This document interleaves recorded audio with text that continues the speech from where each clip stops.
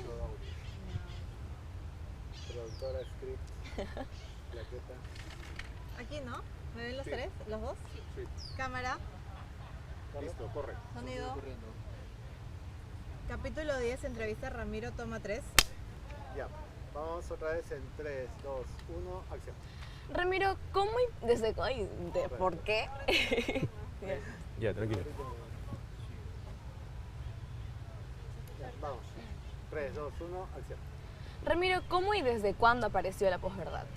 Bueno, la posverdad es una palabra que aparece a comienzos de los años 90, curiosamente en relación con un episodio ocurrido en la mitad de los 80 que vinculaba nada menos que Estados Unidos e Irán. Cuando Estados Unidos termina vendiéndole secretamente armas a Irán, que está con un embargo armamentístico en ese momento, ¿no? Y entonces esas armas pasan por Nicaragua y se falsea la verdad y se vende algo que en realidad no ocurrió, que se vende la idea de que esa venta de armas no ocurrió, y entonces un investigador serbio, Steve Tesic, es quien utiliza ese término. Luego comienza a ser utilizado sucesivamente para describir hechos de esta naturaleza donde la verdad o es esquiva o se oculta deliberadamente. Entonces se hace con el paso de los años más popular, ¿no?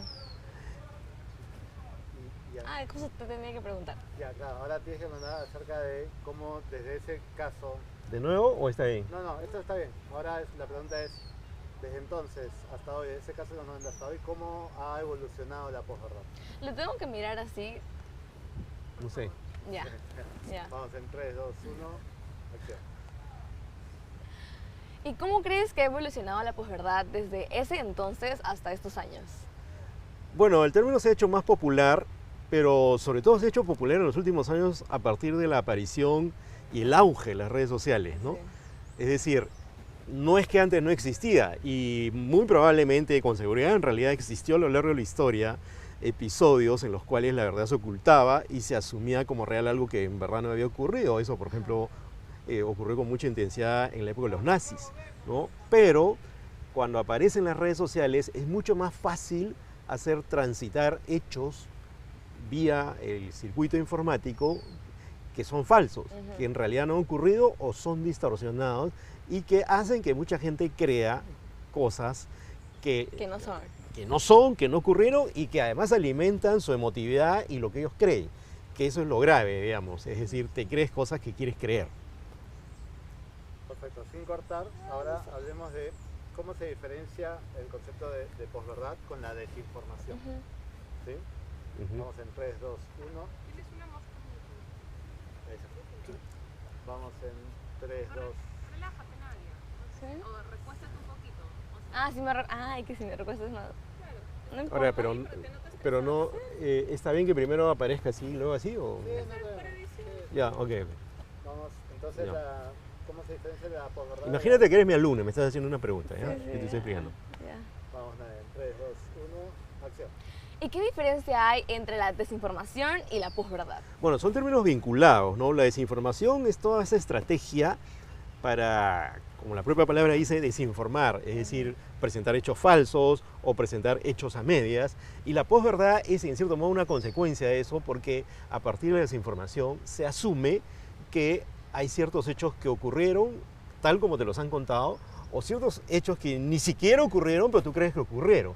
Y eso, por supuesto, es producto de la desinformación. Si te cuentan que ocurrió algo, digamos, en el Perú en relación con el sistema educativo, con los libros de educación, y te dicen, mira, esto ocurrió, y entonces después se demuestra que no, pero tú ya asumiste que eso es verdad. Hubo una desinformación sobre el tema y luego asumiste que a partir de esa desinformación la verdad es esta. La verdad es que el sistema educativo está fallando o se le está enseñando a los niños y adolescentes cosas que no se les debe enseñar. Eso ocurrió muchas veces acá y en varias partes del mundo, ¿no? ¿Y crees que la posverdad y la desinformación afecten nada más a un grupo de personas de cierta edad, por ejemplo, los adolescentes, o a todos? No, yo creo que afectan a... las posverdades, digamos, afectan a personas de toda edad, ¿no? Lo que pasa es que los ciudadanos están muy desarmados, el pensamiento crítico es esquivo, ¿no? La lucidez es algo que pasa por tu vida por momentos y tú la tienes que asumir, procesar y hacer que se quede contigo, pero la mayor parte del tiempo no somos lúcidos, no somos agudos y solemos creernos eso que queremos creer. Todos tenemos una manera de descifrar la realidad, una suerte de aparato cognitivo que nos ayuda a movernos por el mundo. Entonces cuando te cuentan algo que alienta tus ideas y hasta tu ego, tú te la crees independientemente de la edad que tengas. Y por eso el pensamiento crítico, el dudar, es una actividad fecunda en la vida. Entonces, si tú no practicas el pensamiento crítico, no dudas inteligentemente, fácilmente vas a ser presa de la desinformación y la posverdad. Perfecto, cortamos. ¿Está bien? Ya, corre. Sonido corre. Capítulo 10, entrevista Ramiro B, toma 1. Ya, Ramiro. Entonces, hacemos el resumen del caso Cambridge Analytica en lo más cortito posible. ¿Sí? Ok. Vamos en 3, 2, 1, acción. En el 2016 se presenta un caso que es revelador en torno a la posverdad y la desinformación. La empresa Cambridge Analytica activa, dirigiéndose a varios usuarios de Facebook, ciertas preguntas sobre sus gustos, qué es lo que quieren, qué es lo que piensan, incluso políticamente. 200.000 personas responden esta encuesta y lo que ocurre luego es que a través de esas 200.000 personas se accede aproximadamente a 50 millones de cuentas de Facebook. Eso posteriormente sirve para activar, alentar y apoyar la campaña de Donald Trump y para venderle a cerca de 50 millones de personas ideas vinculadas con lo que estaba proponiendo Donald Trump en su campaña presidencial. Y evidentemente eso demostró el poder de las redes sociales actualmente y la manera como pueden influir no solo en el pensamiento, sino en la práctica social de la gente, porque al final, al parecer, muchas personas votaron por Trump debido a la influencia ejercida por Cambridge Analytica. Ajá. ¿Y qué efectos crees que tuvo esto en la sociedad? O sea, cuando la gente descubrió que había pasado todo esto. Bueno, fue un escándalo, Zuckerberg tuvo que pedir disculpas, mucha gente de pronto se arrepintió de lo que había hecho, o cobró cierta conciencia repentina de cuál fue el efecto de lo que había contestado, pero de pronto mucha gente también dijo, bueno, eso es lo que yo pienso y eso es lo que quiero pensar, y eso me parece terrible porque a veces terminas pensando no con tu cabeza, sino con lo que ponen algunas personas en tu cabeza a través de estrategias como esta, que terminan situándote en la posverdad vía una gran estrategia de desinformación, ¿no? El tema es que la posverdad suele rotularse con una verdad emotiva.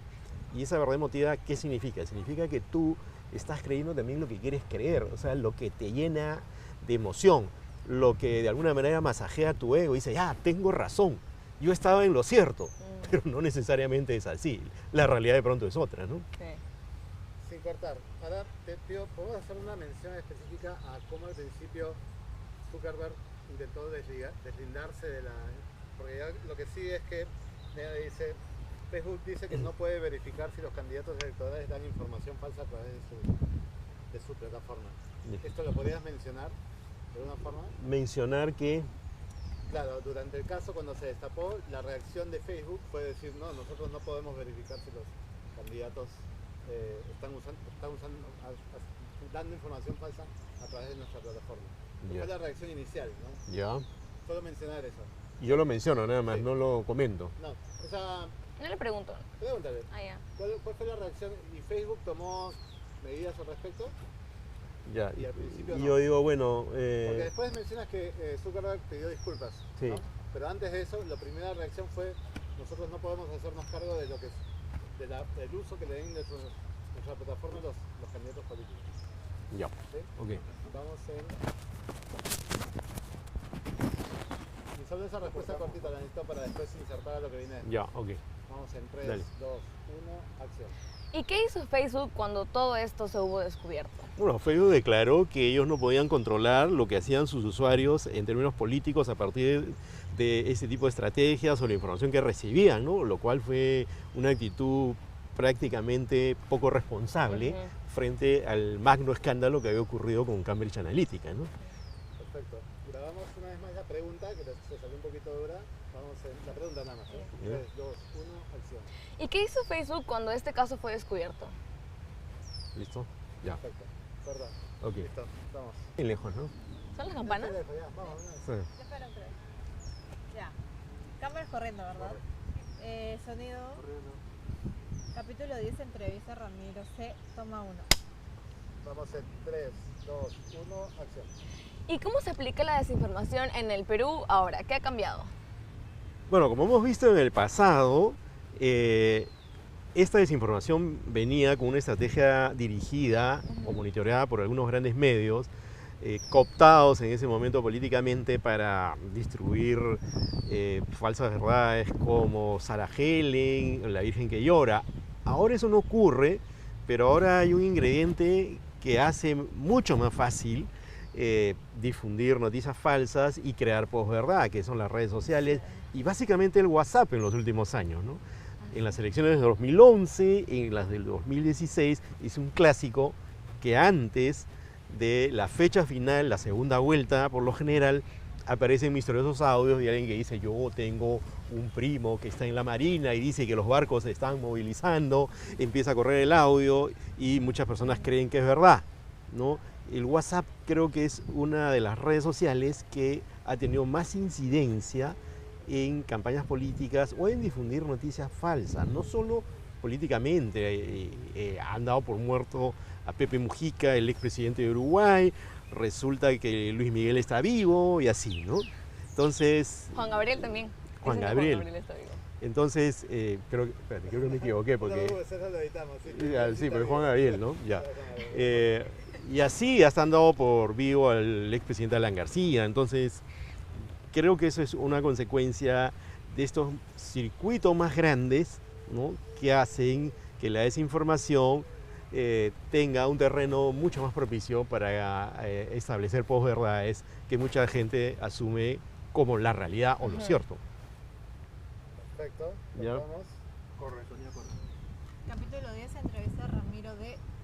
Toma 1. Ya, Nadia. Entonces, venimos de hablar de que en España hay como una división para controlar esto, que en Perú se han intentado promover leyes, pero que todavía no funcionan. Entonces, mientras se promueven, la pregunta es, mientras tanto, ¿cómo es? ¿Cualquier persona puede decir lo que quiera y salirse con la suya? ¿Eso es libertad de expresión? Ujú. No, Dios, Ahí está. Vamos en 3, 2, 1, acción. ¿Y en el Perú cómo es? ¿Cualquiera puede decir lo que quiera y salirse con la suya? ¿Eso es libertad de expresión? Creo que ni en el Perú ni en alguna parte del mundo, en ninguna parte del mundo en realidad, cualquier persona puede decir lo que quiere. No hay que confundir la libertad responsable. El ejercicio de la libertad implica responsabilidad con el capricho de decir lo que me da la gana, ¿no? Es muy distinto, ¿no? Eso el capricho, mejor, no, de nuevo, porque 3. quiero formularlo La mejor. pregunta la hago, Sí, ¿no? de nuevo. La pregunta ya está. Ah, ya. Vamos en 3, 2. ¿Lo tienes, Ramiro? Repite la pregunta mejor. Ah, ya. Vamos en Ya. 3, 2, 1, acción. ¿Y en el Perú cómo es? ¿Cualquiera puede decir lo que quiera y salirse con la suya? ¿Eso es libertad de expresión? No, yo creo que ni en el Perú ni en cualquier parte del mundo cualquiera puede decir lo que quiera, porque la libertad tiene un ingrediente indispensable, que es la responsabilidad.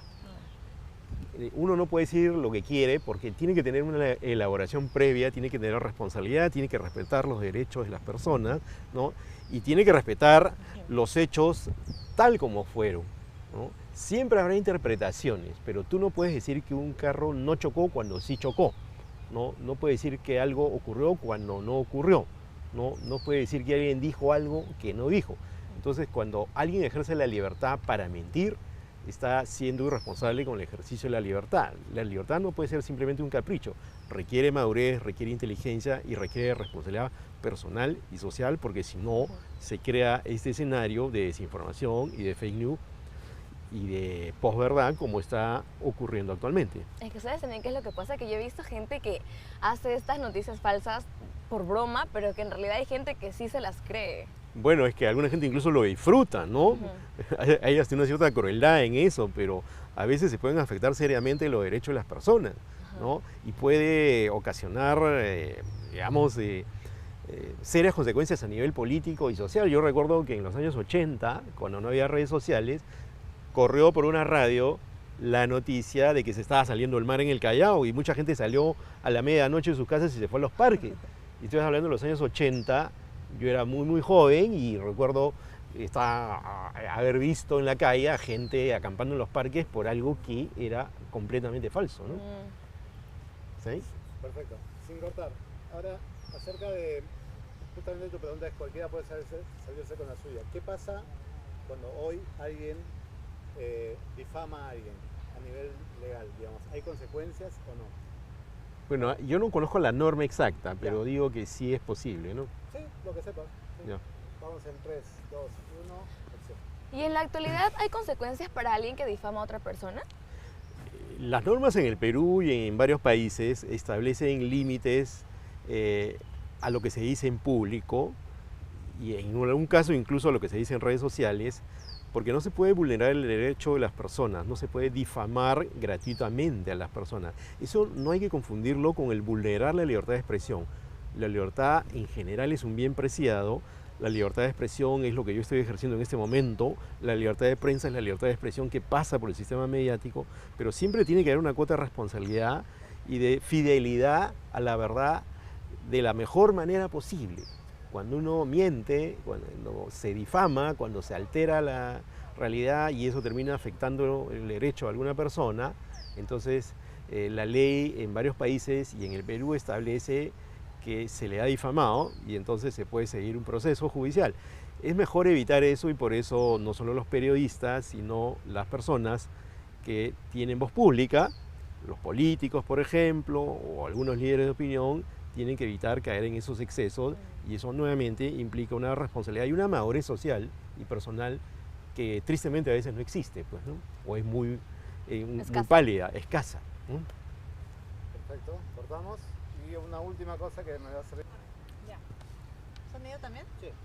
Capítulo 10, entrevista a Ramiro E, toma 1. Ya nada. Entonces, Oye, pero la cámara... esta es la cámara. Ah, esta es la cámara. Ahí. No, esa es luz. Ya. Esta es la cámara. Ah, ya. ¿Tengo que voltear para allá? No, conversando con Está ella. bien, ya, ok. Vamos en 3, 2, 1, acción. ¿Y los medios de comunicación tienen la responsabilidad de ser veraces o también pueden ponerle carga emotiva a sus informes? La emoción es parte de la persona humana, de cualquiera de nosotros. Todos tenemos emoción y razón.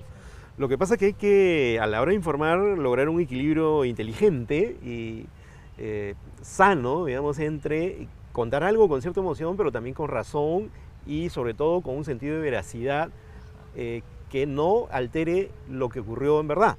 Es decir, yo puedo emocionarme con algo que pasó en la calle, con lo que pasa en una guerra que siempre es muy triste, ¿no? Pero no puedo llevarlo al extremo de que por vender una verdad emotiva o vender hechos en clave emotiva termine exagerando y alterando lo que en realidad pasó. Entonces, es mejor ser veraz. Las noticias son relatos de lo que ocurre, pero esos relatos tienen que ser lo más verosímiles posible. Y como dice mi colega Jackie Fox, en un libro que se llama Posverdades de este tiempo, corta porque el libro no se llama Posverdades. No, sin cortar. No, ya, como dice mi colega Jacqueline Fox, el libro está por ahí, se llama, dime el nombre del libro, please. Jacqueline Fox. Mecanismos de la posverdad. Sí, hay una frase, no quisiera dejar de mencionarla porque de pronto va a decir que he hecho una fake news, ¿no? Entonces, hay una frase que es interesante que ella dice acá. Sensible, es una cuestión sensible, como los medios controlan el relato de los hechos y establecen a qué voces dan lugar. Ya. Ok, Entonces, retomamos como hay una frase que dice, ya. Vamos ¿El libro cómo se llama? Mecanismos. Mecanismos de la posverdad. Ya. listo, vamos en 3, 2, 1, acción. Bueno, como dice mi colega Jacqueline Fox en su libro muy interesante, Mecanismos de la posverdad, los medios y los periodistas construimos relatos de los hechos, ¿no? Y también establecemos a quienes le damos voz. Entonces es muy importante darle voz a la mayor cantidad de personas posible, ¿no? Y ser sobre todo verosímil, ser veraz, mejor esa.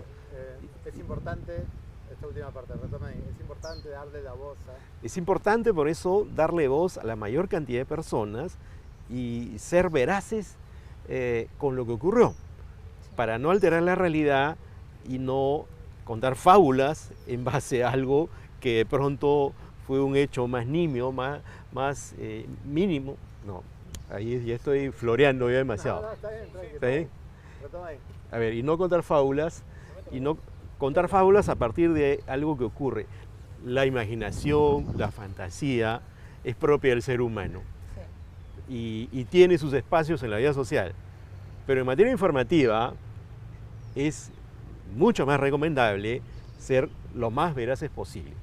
Nunca un periodista va a poder contar la realidad tal como ocurrió. Siempre va a ser un relato de lo que ocurrió, pero ese relato tiene que ser verosímil y tiene que tener en cuenta algunas cosas que son fundamentales. Respetar los derechos de las personas, no hiperemotivizar una situación al punto que pretenda sobre todo conmover y no informar.